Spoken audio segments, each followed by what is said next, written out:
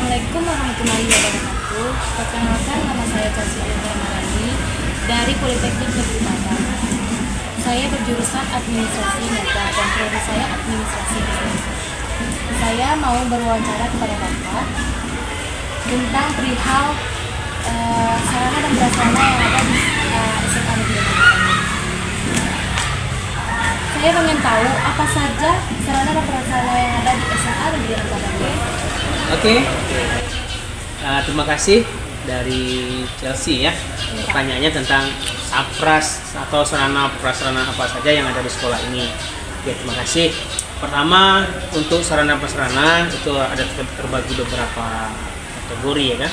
Ada untuk sarana prasarana untuk kesiswaan, sarana untuk kurikulum, sarana untuk humas, dan juga sarana untuk sapras itu sendiri.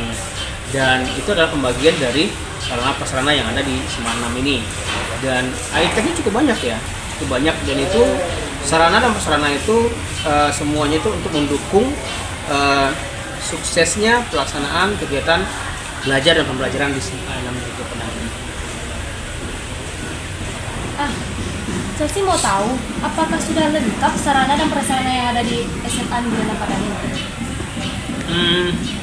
Kalau bilang lengkap itu belum ya, karena seiring dengan kemajuan, perkembangan teknologi informasi itu banyak hal yang mesti dilengkapi seperti audio visual, labor dan segala macam itu mesti mengikuti perkembangan teknologi yang ada.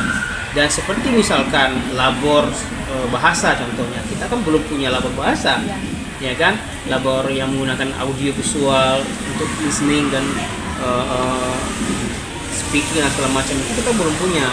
Dan itu satu hal, kalau itu memungkinkan itu akan menjadi sesuatu hal yang diperhatikan nanti oleh sekolah. Gitu. Nah, dapatkah pelayan prima dilakukan dengan sarana dan prasarana yang telah dimiliki? Ya jelas, kalau misalkan sarana dan prasarana itu kurang memadai, tentu kurang prima ya. Misalkan dalam pembelajaran bahasa Inggris misalkan itu butuh listening ya. Listening itu butuh labor ya.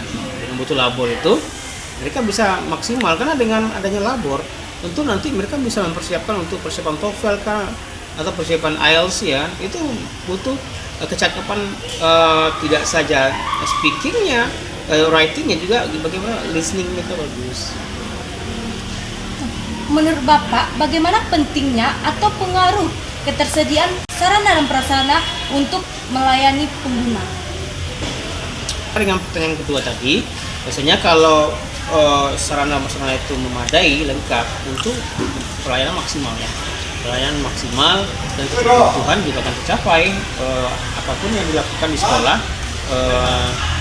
proses pembelajaran untuk kegiatan-kegiatan sekolah lainnya itu akan membuat pelayanan semakin maksimal.